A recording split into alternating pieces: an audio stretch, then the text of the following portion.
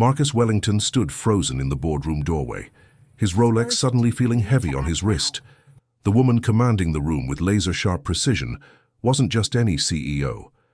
The curve of her jaw, the way she tilted her head when making a point, he'd memorized those details during 5 years of marriage. Gabrielle, his ex-wife, the same woman he'd divorced 3 years ago after she supposedly lacked ambition. Now she stood before shareholders in a tailored Armani suit, worth more than most people's cars, presenting quarterly projections that made his company's numbers look amateur. Her presentation ended with a slide that made his blood run cold. Wellington Tech Holdings, 51% majority shareholder, Apex Innovations. The room erupted in polite applause. Gabrielle's eyes locked onto his, and that familiar smile, the one that used to greet him over morning coffee, now carried the weight of checkmate. She'd spent 3 years building an empire in silence, 3 years acquiring his shares through shell corporations and strategic partnerships, 3 years preparing for this exact moment. Marcus's assistant whispered urgently about the emergency meeting, but he couldn't move. The woman he'd underestimated had just become his boss. The morning started like any other power play in Manhattan's financial district. Marcus adjusted his Tom Ford tie in the elevator mirror, mentally rehearsing his pitch for the Henderson merger. Wellington Tech had grown 340% since the divorce, and he'd convinced himself that cutting Gabrielle loose had been the right business decision. She'd wanted to focus on community impact and sustainable growth, concepts that sounded noble in Stanford classrooms, but died quick deaths in boardrooms where quarterly earnings were religion. The elevator chimed at the 42nd floor. His assistant Jennifer practically sprinted to keep pace with his confident stride. 300 employees across 5 floors answered to him. His company dominated the AI-powered logistics sector. Forbes had just named him one of the top 50 black entrepreneurs under 40. Life had validated every hard choice he'd made, until he opened that boardroom door. Now, watching Gabrielle command his shareholders' attention with the same intelligence he'd once dismissed as impractical idealism, Marcus felt something crack in his carefully constructed reality. Before we continue with what happened next, drop a comment below and tell us what city you're watching from. Are you Team Marcus or Team Gabrielle? Let us know. The conference room had fallen silent after Gabrielle's presentation, but Marcus's mind roared with questions. How had she done this? His legal team vetted every major shareholder acquisition. His financial advisors tracked market movements like hawks. Yet somehow his ex-wife had orchestrated the corporate equivalent of a silent coup. Gabrielle closed her laptop with deliberate precision, her burgundy nails clicking against the aluminum surface. She'd always been meticulous, even back when they were married, and she was working 80-hour weeks at a non-profit while he built Wellington Tech in their cramped Brooklyn apartment. Back then, he'd seen her dedication as cute but misguided. Now he recognized it as the foundation of something he'd completely underestimated. "Gentlemen," Gabrielle addressed the room, though her eyes remained fixed on Marcus. "I believe Mr. Wellington needs a moment to process today's developments. Shall we reconvene Monday morning to discuss the transition timeline?" Transition timeline. The words hit Marcus like a physical blow. This wasn't just about ownership percentages or board seats. Gabrielle was talking about fundamental changes to his company. The empire he'd built from midnight coding sessions and maxed-out credit cards, the legacy that was supposed to prove he'd made the right choices. Richard Henderson, the silver-haired investor Marcus had been courting for 6 months, stood and extended his hand to Gabrielle. "Ms. Rousseau, brilliant presentation. I'd like to discuss Apex's vision for Wellington Tech over dinner this week." Ms. Rousseau. She'd taken back her maiden name. Another detail Marcus had missed while celebrating his liberation from a marriage he'd convinced himself was holding him back. "I'd be delighted, Richard," Gabrielle replied, her voice carrying that same warmth that used to make their apartment feel like home. "My assistant will coordinate our schedules." The other board members filed out, some avoiding Marcus's gaze, others offering sympathetic nods that felt more like condolences than solidarity. Within minutes, the room emptied, until only Marcus and Gabrielle remained, separated by 20 feet of polished mahogany table and 3 years of unspoken history. "You look well, Marcus." Gabrielle's tone was professional, but something flickered in her dark eyes. Not quite triumph, not quite pain. Something more complex that he couldn't decode. "When?" Marcus managed, his legendary composure finally cracking.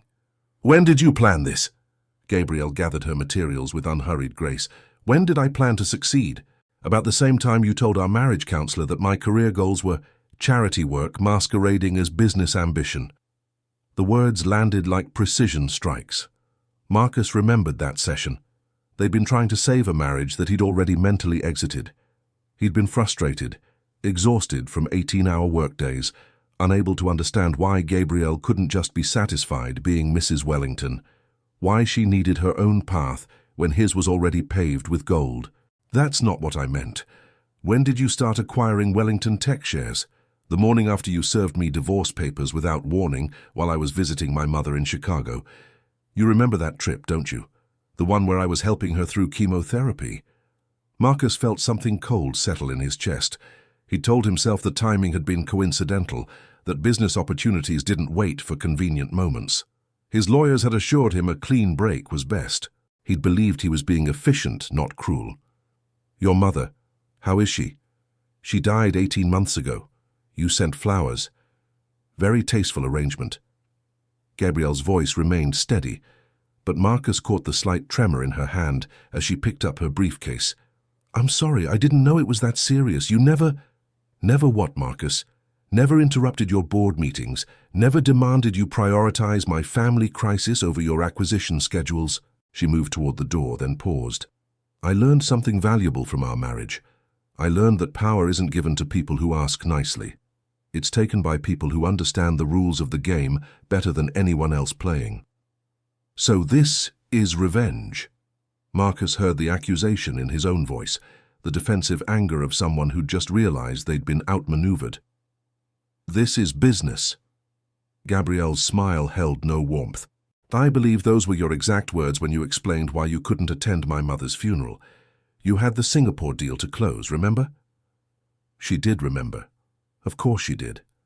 Gabrielle had always had a mind like a steel trap, cataloguing details and patterns that Marcus had been too focused on his own trajectory to notice. "Apex Innovations," Marcus said, changing tactics. "I've been following your company's growth. Impressive numbers." "I didn't realize you were behind it." "You didn't realize because you never looked. In 3 years you never once Googled my name or wondered what happened to the woman who spent 5 years supporting your dreams." The accusation stung precisely because it was true. After the divorce, Marcus had boxed up that chapter of his life with the same efficiency he applied to everything else. Gabrielle had been reclassified as past tense, a learning experience, a reminder to keep business and personal life separate. "I looked at your LinkedIn once," he admitted, "about 6 months after the divorce. You were listed as a consultant. I figured you'd gone back to non-profit work." "I was a consultant for exactly 3 weeks while I set up the infrastructure for Apex. Then I started acquiring distressed tech companies, turning them profitable and selling them for substantial returns. By year 2, I had enough capital to start buying Wellington Tech shares through various investment vehicles. By year 3, I owned enough to matter. 51%. That's not just mattering. That's control."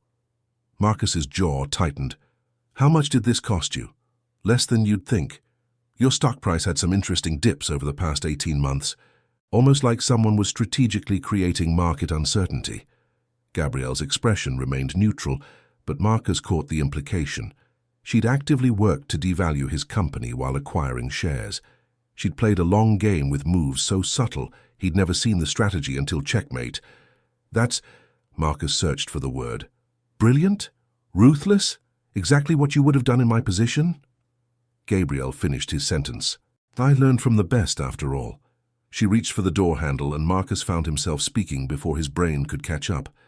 "Monday's meeting. What are you planning?" "I'm planning to do what you taught me, Marcus. I'm planning to make the hard business decisions without letting emotions cloud my judgment. I'm planning to prioritize profit and growth above all else." She opened the door, then glanced back. "Oh, and Marcus, that Henderson merger you've been working on. Richard and I have been in discussions for 3 months. He's much more interested in partnering with Apex than Wellington Tech, but I'm sure you'll figure out another path forward. You always do." The door closed behind her with a soft click that sounded like a gavel dropping.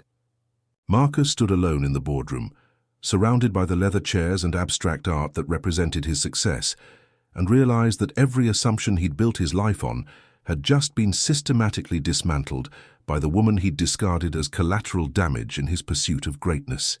His phone buzzed. Jennifer's text appeared on screen. "Emergency strategy meeting in your office in 10. Legal team is freaking out."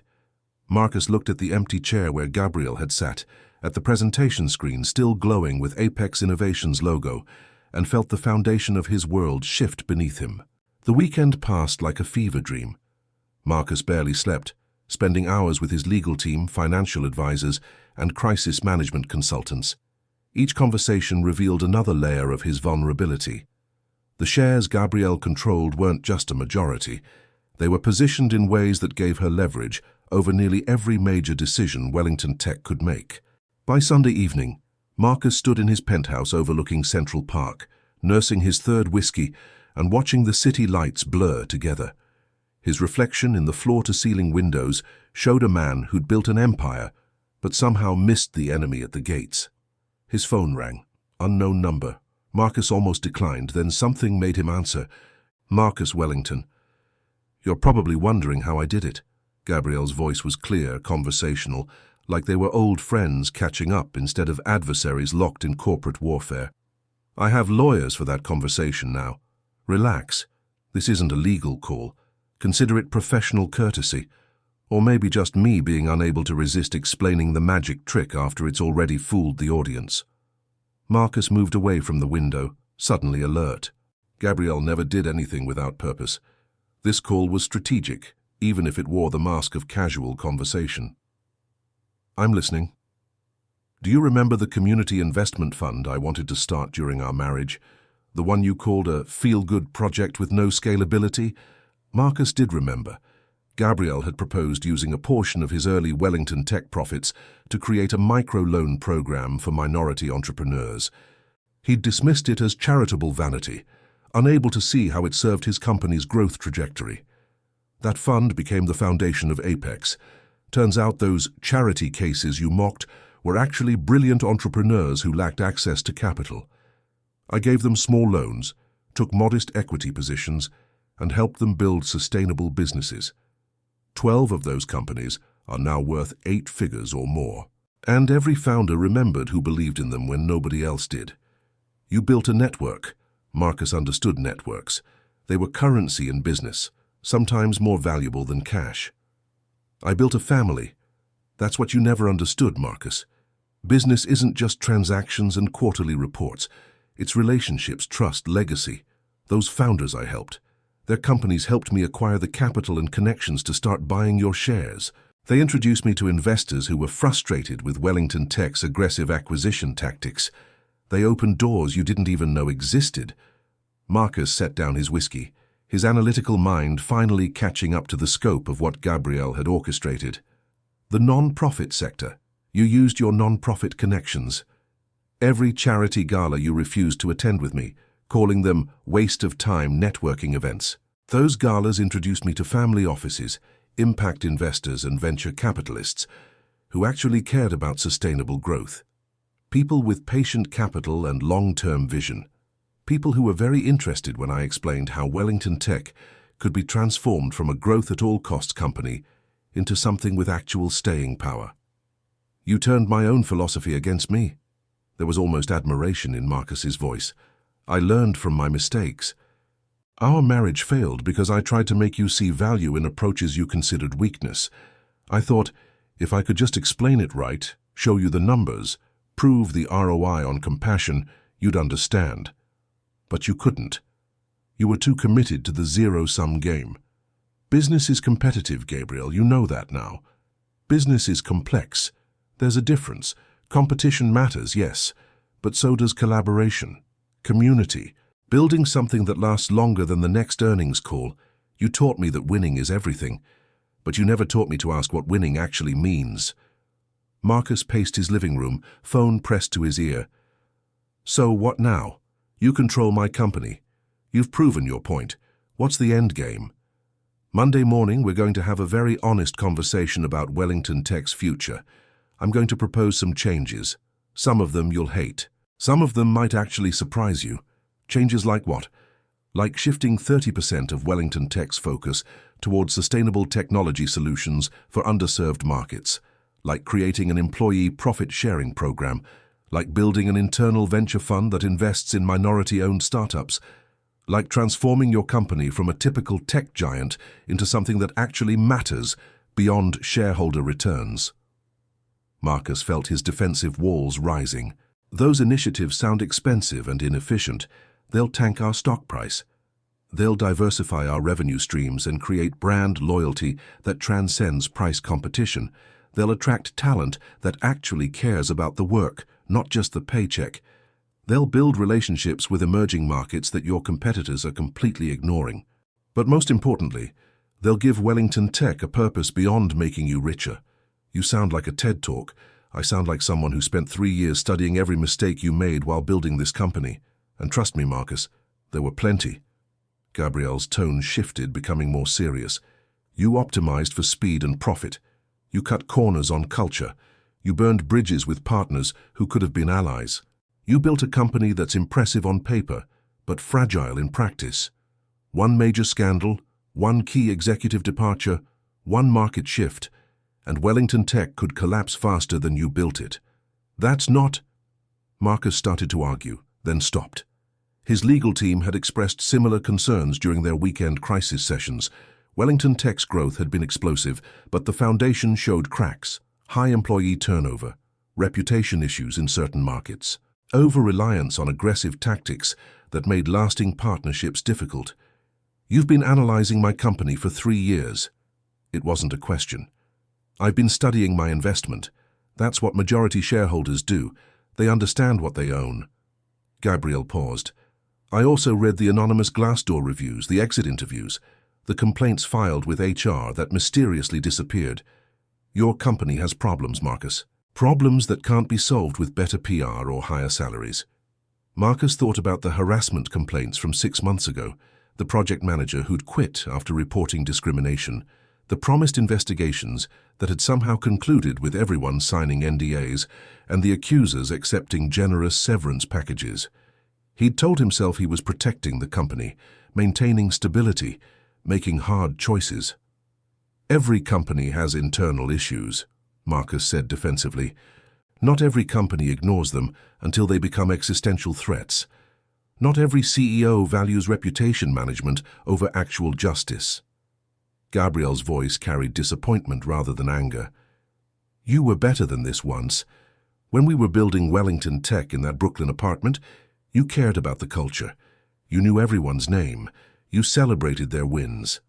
When did you become the person who sees employees as line items? The question hung between them, uncomfortable and honest. Marcus wanted to argue, to defend the necessities of scaling a business, the impossible burden of leadership, the trade-offs required for success. But standing in his empty penthouse, surrounded by expensive furniture and achievement awards, he couldn't find the words. Monday's meeting, Gabrielle continued. I'm not trying to destroy what you built. I'm trying to save it from imploding under the weight of its own contradictions. You can fight me on every change, turn this into a war that destroys us both and tanks the company in the process. Or you can trust that maybe, just maybe, the woman who helped you build Wellington Tech from nothing might know something about what it needs to survive. Trust. Marcus let the word sit between them. That's an interesting request from someone who orchestrated a corporate takeover. I prefer to call it a strategic intervention. And yes, I'm aware of the irony. But here's the thing, Marcus. I don't hate you. I'm not doing this for revenge despite what your ego might suggest. I'm doing this because I still believe in what Wellington Tech could be. What it should have been if you hadn't let ambition blind you to everything else that matters. You're saying I'm blind. I'm saying you're myopic. You see the immediate path to profit and miss the larger landscape. You win battles but lose wars because you never stop to ask whether you're fighting for something worth having. Marcus walked back to the window, watching a helicopter cross the night sky. You think you know me so well. I was married to you for 5 years. I watched you build this company from midnight coding sessions. I held you when you cried after investors rejected your first pitch deck. I celebrated when you closed your first major contract. I know exactly who you are, Marcus. The question is whether you still know yourself." The line went quiet. Marcus could hear the faint sound of city traffic through the glass, the constant hum of a world that never stopped moving. "Why call me tonight?" Marcus asked finally. "Why not just ambush me Monday?" "Because despite everything, I don't want to humiliate you. I want to work with you, and I wanted you to have time to actually think instead of just react. Your lawyers will tell you to fight. Your ego will tell you to fight. But your brain, the part that built something remarkable from nothing, that part knows I'm right. You're asking me to surrender. I'm asking you to evolve. There's a difference." Gabriel's voice softened slightly. "I remember the man who used to talk about building technology that mattered, who wanted to create jobs and opportunities, who saw business as a way to make the world better, not just himself richer. What happened to him? He grew up. He learned how the world actually works. He gave up. He let cynicism replace vision." Gabrielle sighed. "Marcus, you can keep being the person who wins at all costs, but eventually you'll look around and realize that winning alone in an empty room isn't actually victory. It's just expensive loneliness." Before Marcus could respond, Gabrielle continued. "I need to go. Board meeting prep.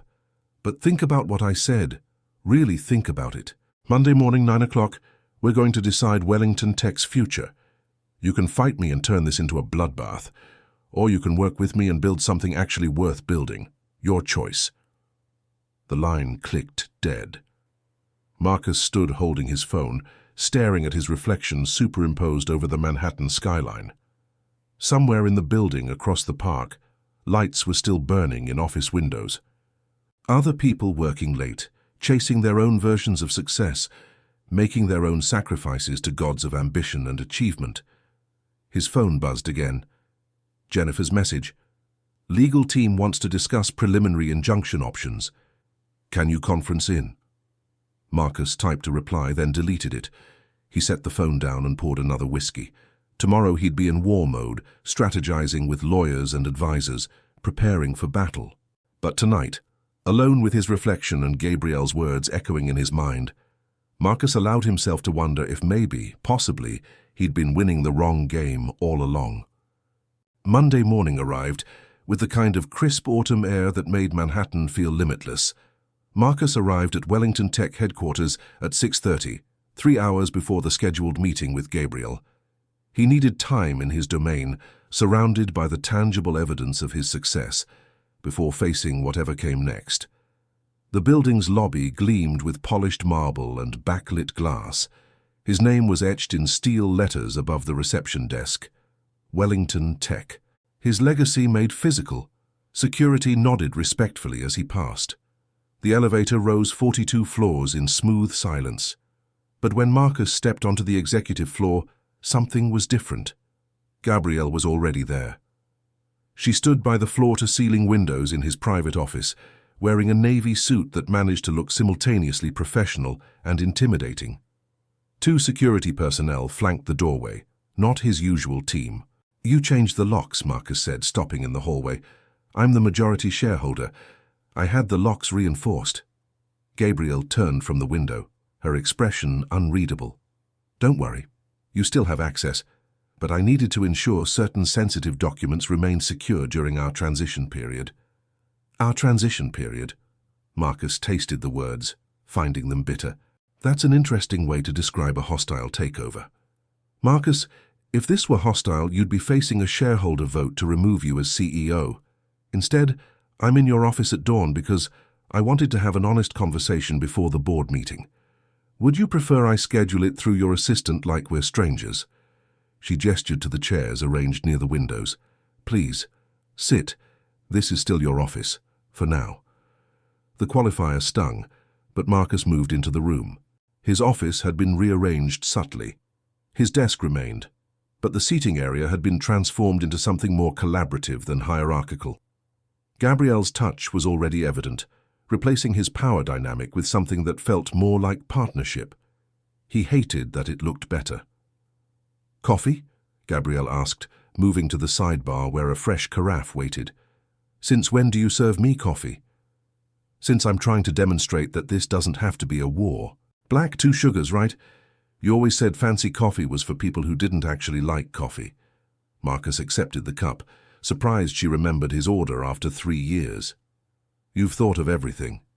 I've had 3 years to plan. I didn't waste the time. Gabrielle sat across from him, her own coffee untouched.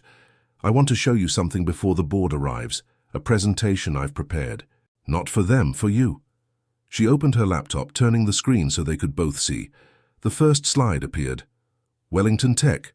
What we were, what we are, what we could be. I'm not interested in corporate vision statements, Marcus started, but Gabrielle cut him off.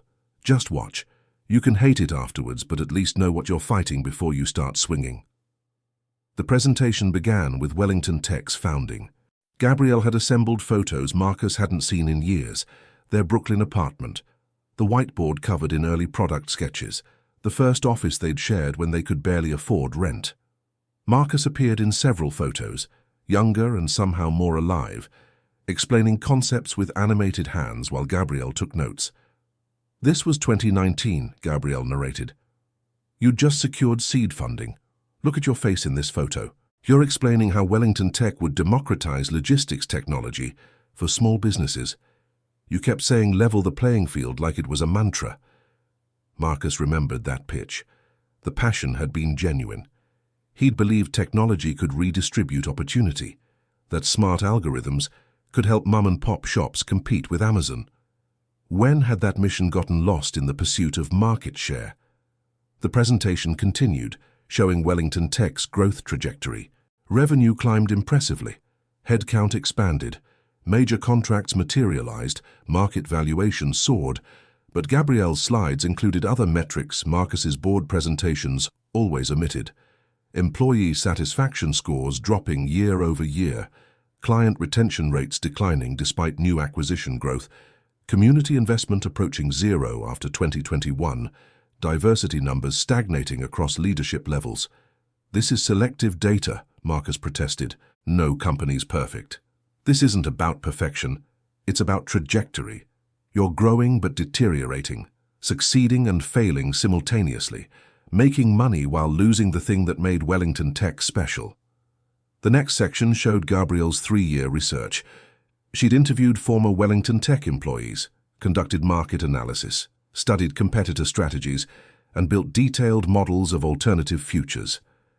The depth of investigation was staggering. She'd essentially conducted a 3-year audit of his entire company while building her own empire on the side. You were stalking my business. I was understanding my investment. There's a difference. Gabrielle advanced to the next slide. Do you know why I chose Wellington Tech specifically? Out of dozens of possible companies to acquire, why yours? Revenge seems obvious. Too simple.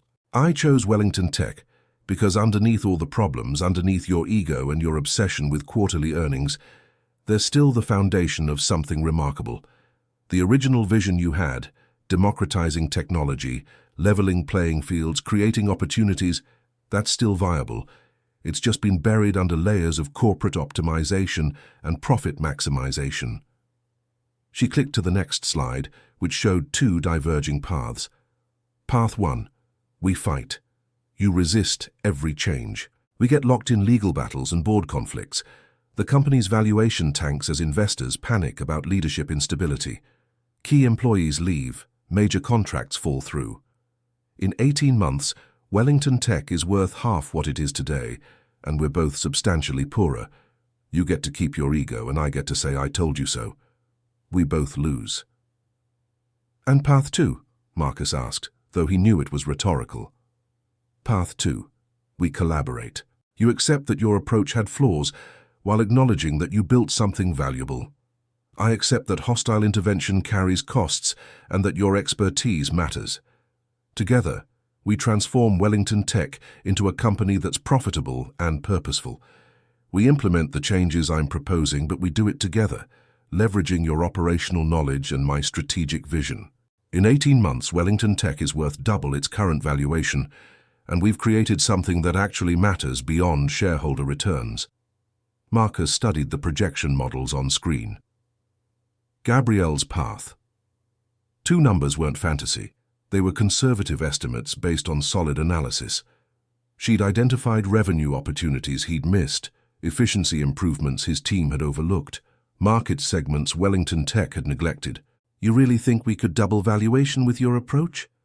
I think we could triple it if you stopped being too proud to admit you need help. Gabrielle met his eyes directly. Marcus, you're brilliant at technology and operations. You always were. But you're terrible at people, culture, and long-term strategy. You optimize for the next quarter and miss opportunities that take years to develop. That's not an insult, it's an observation. We all have blind spots. The question is whether you're willing to admit yours. Marcus set down his coffee cup, considering his options. His lawyers had spent the weekend preparing arguments for why Gabrielle's majority position didn't actually grant her complete control. They'd found procedural challenges, potential injunctions, ways to drag this out in court for months or years. But sitting here, looking at Gabrielle's presentation, Marcus recognized something uncomfortable. She was right. Not about everything, but about enough that fighting her would be cutting off his nose to spite his face. What specific changes are you proposing? Marcus asked, his tone shifting from defensive to analytical. Gabrielle clicked to a detailed slide outlining her strategic plan. First, we're restructuring the executive team. I'm bringing in a chief people officer who specializes in culture transformation. Your current HR director has been protecting you from problems rather than solving them. That ends. Marcus wanted to argue, but he knew she was right. His HR director had been chosen specifically for her willingness to make problems disappear quietly. Second, we're implementing a mandatory audit of all active projects and client relationships. Any contract that was obtained through questionable means gets reviewed. Anything that violates our new ethical standards gets renegotiated or terminated. That could cost us millions, Marcus protested. It will cost you millions in reputation damage when the alternative comes to light. You've been skating close to legal lines for too long. One whistleblower, one ambitious journalist, and Wellington Tech becomes the next corporate scandal. I'm not willing to risk that. Gabrielle advanced to the next point. Third, we're launching an internal venture fund with a $100 million budget. Wellington Tech will invest in early-stage companies founded by underrepresented entrepreneurs. We take equity positions, provide mentorship, and build a network of future partners. This isn't charity, it's strategic positioning in emerging markets you've completely ignored. Marcus did the math. $100 million was substantial but not company-threatening, and if managed correctly, the returns could be significant. He'd seen similar corporate venture funds generate impressive results. What's the catch? No catch. I want you to co-manage the fund with me. Your technical expertise, my network. We make decisions together. Think of it as forced collaboration with upside potential. Marcus couldn't help a slight smile. You're bribing me with a project that actually sounds interesting. I'm incentivizing you to see value in approaches you previously dismissed. If you're going to learn new tricks, might as well make them profitable. Gabrielle's expression softened slightly. Marcus, I don't hate you. I never did. I hated who you became when ambition consumed everything else that mattered. But I remember who you were. I think that person is still in there somewhere, buried under years of defensive posturing and zero-sum thinking. You sound like a therapist. I sound like someone who spent 5 years married to you and 3 years studying your company. I know your patterns. You double down when challenged. You see collaboration as weakness. You interpret any feedback as attack. These are predictable responses, and they're destroying you. Marcus stood, moving to the windows overlooking Manhattan. 42 floors below, the city churned with millions of people pursuing their own versions of success. How many of them had someone who actually cared enough to force them to confront their blind spots? If I agree to your proposals, Marcus said slowly, what guarantee do I have that this is the end? That you won't just keep pushing for more changes until I'm irrelevant in my own company? You don't get guarantees. You get partnership. Messy, complicated, occasionally frustrating partnership. but also the kind of partnership that builds things neither of us could create alone. Gabriel joined him at the window. I could push you out entirely. My majority position gives me that power. But I don't want to. Wellington Tech needs your operational genius. It needs your technical vision. It just also needs things you've been unwilling or unable to provide. So yes, there will be more changes. There will be conflicts. You'll hate some of my decisions, but we'll make them together, and the company will be stronger for it. Marcus watched the city, processing everything. 3 days ago, his world had been simple. He was successful, validated, on trajectory for everything he'd planned. Now that certainty had shattered, replaced by something more complex and uncomfortable. The board meeting, Marcus said. If I agree to work with you, how do we present this? They're expecting a battle. We tell them the truth, that Wellington Tech is entering a new phase of development, that we're implementing strategic changes to ensure long-term sustainability, that you and I are partnering to transform the company into something more valuable than what it is today. They'll think I'm weak. That I surrendered. They'll think you're smart enough to recognize opportunity when it's dressed up as crisis. Marcus, your ego is not actually the most important thing in this room. Wellington Tech's future is.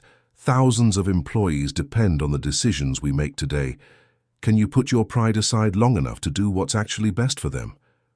The question hung between them, and Marcus realized this was the real test.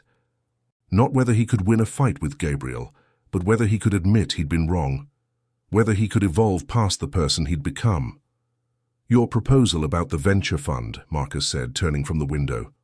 I want co-management in writing, equal decision-making authority, and I want quarterly reviews of all initiatives with the ability to adjust strategies that aren't working. Done. What else? The Chief People Officer. I want input on the hiring decision. Not veto power, but genuine consultation. This person will have access to everything about Wellington Tech. I need to trust them. Reasonable. We'll interview candidates together. Gabriel's expression remained neutral, but Marcus caught the slight relaxation in her shoulders. She'd been prepared for war. Collaboration was making her recalibrate. And the ethical audit of existing projects, Marcus continued. I want graduated implementation. We review and address issues in phases, rather than creating chaos with immediate terminations. Some of those contracts represent relationships we can improve rather than destroy. As long as the problematic practices end, I'm flexible on timeline. The goal is transformation, not punishment. Gabriel checked her watch. The board arrives in 90 minutes. Are we doing this? Marcus extended his hand. We're doing this. But Gabriel, I want one thing clear. This is a partnership, not a takeover. You may have majority shares, but I built this company. My expertise matters. My vision matters. If we're going to work together, it has to be actual collaboration, not you dictating while I nod along. Gabriel shook his hand, her grip firm. Agreed. I didn't orchestrate this intervention to turn you into a puppet. I did it to force you to be the leader Wellington Tech actually needs. But that means you have to show up as that leader, not the defensive, ego-driven version who's been running things lately. Deal. Marcus released her hand. Now let's figure out how to explain this to a board that's expecting corporate warfare. They spent the next hour crafting their joint presentation. Gabriel's strategic vision merged with Marcus's operational details, creating something more comprehensive than either could have produced alone. There were disagreements. Marcus pushed back on timelines. Gabriel insisted on accountability metrics, but they found compromise. By the time board members started arriving, Marcus and Gabriel stood unified, not as adversaries or former spouses, but as business partners with complementary strengths and shared purpose. The board meeting would reveal whether that partnership could survive contact with reality. The boardroom filled with Wellington Tech's directors, each carrying the tension of the previous week's revelation. Richard Henderson entered last, his experienced eyes immediately assessing the room's dynamics. He'd seen corporate coups before, but something about today felt different. Marcus stood at the head of the table, Gabriel beside him rather than opposite. The symbolism wasn't lost on anyone. Thank you all for coming, Marcus began, his voice carrying the controlled authority that had built Wellington Tech. I know last week's developments were unexpected. Today, Ms. Rousseau and I will outline Wellington Tech's strategic direction moving forward. He gestured to Gabrielle, and she advanced the presentation on the main screen. The unified front was deliberate, rehearsed, and completely at odds with what the board had anticipated. "Gentlemen," Gabrielle addressed the room, her tone professional but warm. "What you witnessed last week wasn't a hostile takeover. It was a strategic intervention designed to position Wellington Tech for sustainable long-term growth.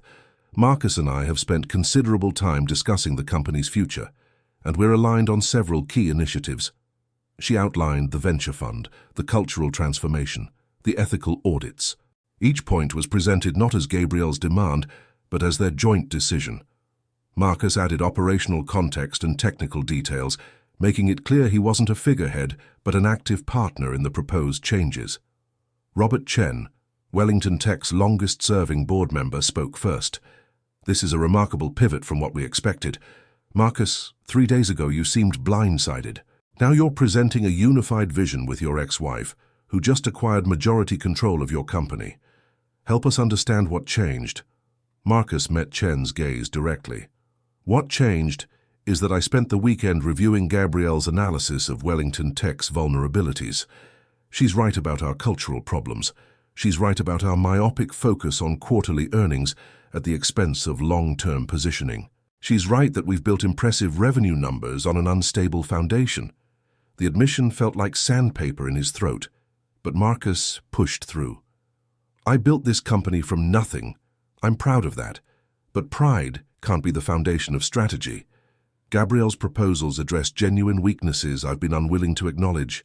Fighting her would be prioritizing my ego over Wellington Tech's future. I'm not willing to do that." Linda Morrison, the board's financial expert, leaned forward. "These initiatives represent substantial investment with uncertain returns. The venture fund alone is a $100 million commitment. How do we justify that to shareholders?" "The venture fund generates returns while positioning Wellington Tech in emerging markets," Gabrielle responded. "We're not making charity investments. We're building strategic relationships with the next generation of high-growth companies. Those relationships will create partnership opportunities, acquisition targets, and market intelligence worth far more than the capital invested." Marcus added technical context.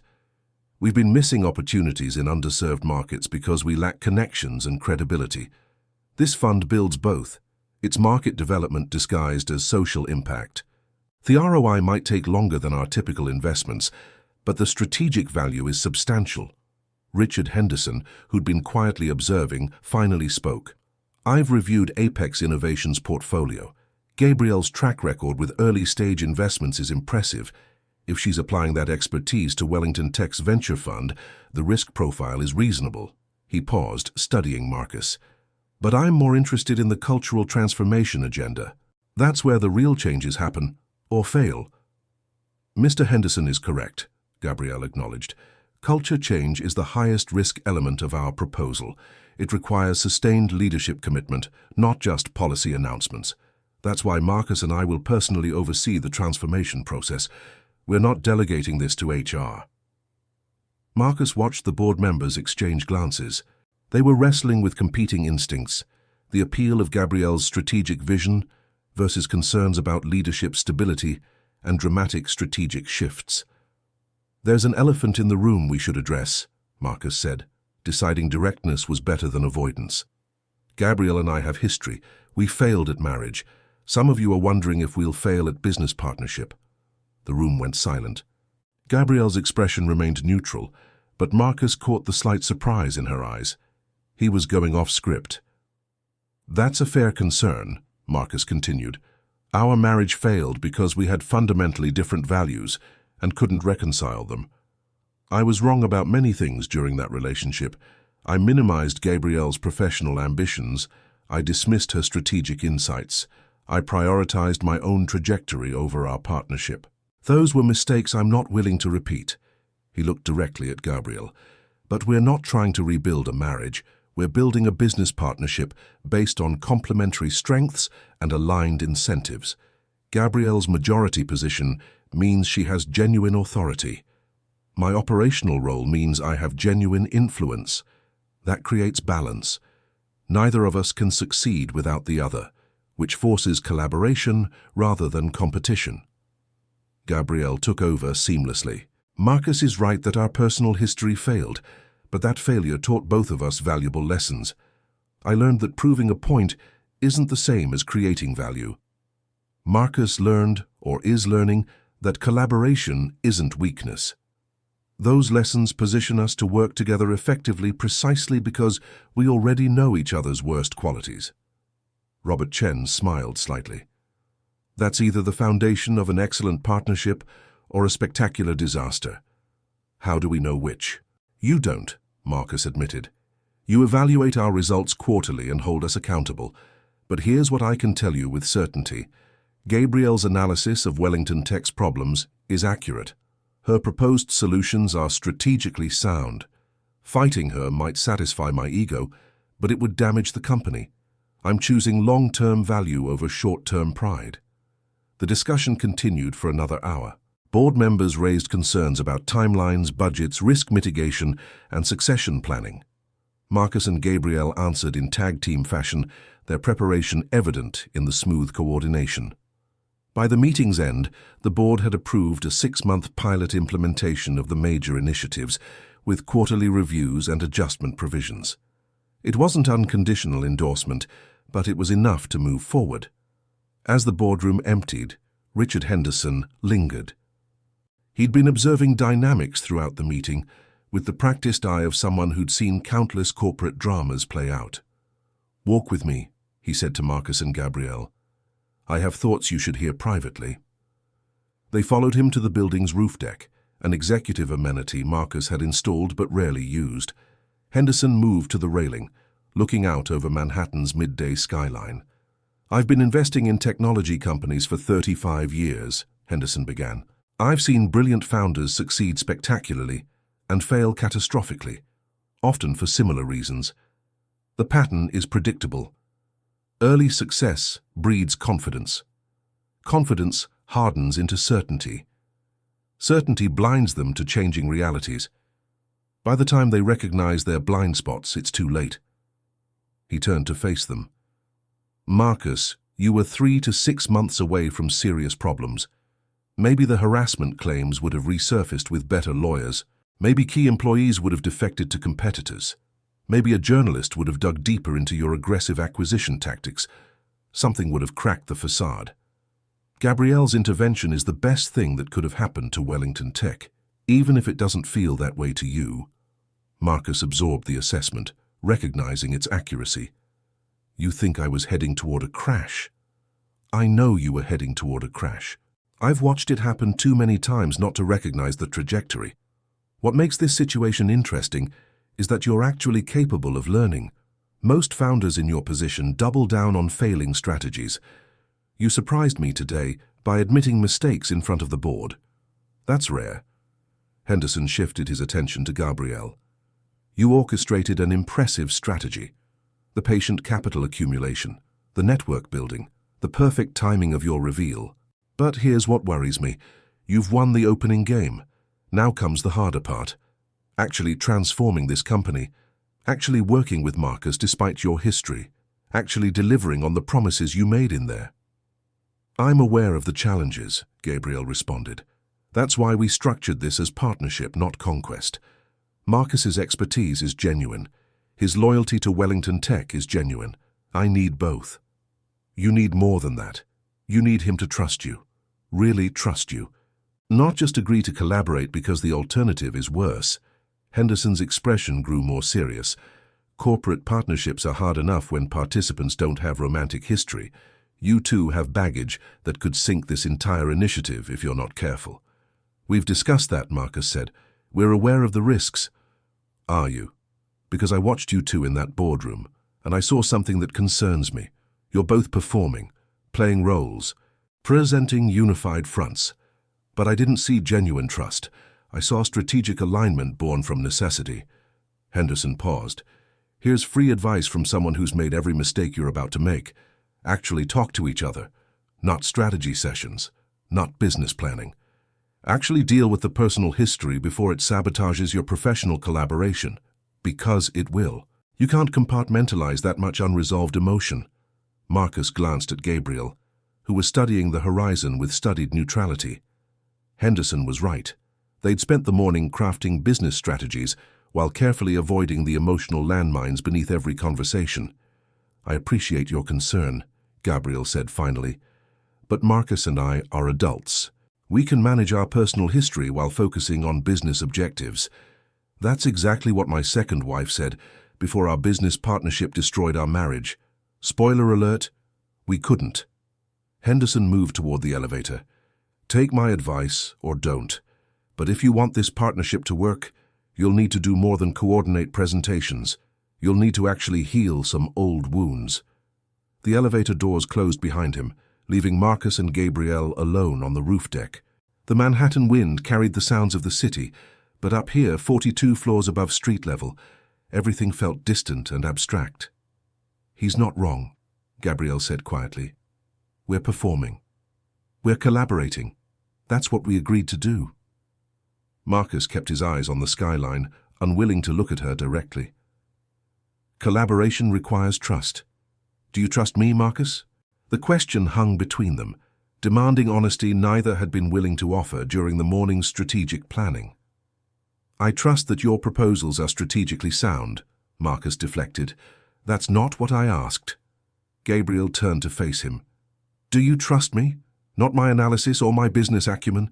Me, the person who you divorced, the person who secretly acquired your company, the person who's now your business partner whether you like it or not. Marcus finally met her eyes. I don't know, honestly I don't know. You've proven you're brilliant, strategic, patient, but you also orchestrated a 3-year plan to take control of my company. That's not exactly trust-building behavior. I orchestrated a 3-year plan to save you from yourself. There's a difference. From your perspective, from mine it looks like revenge dressed up as strategic intervention. The words came out sharper than Marcus intended.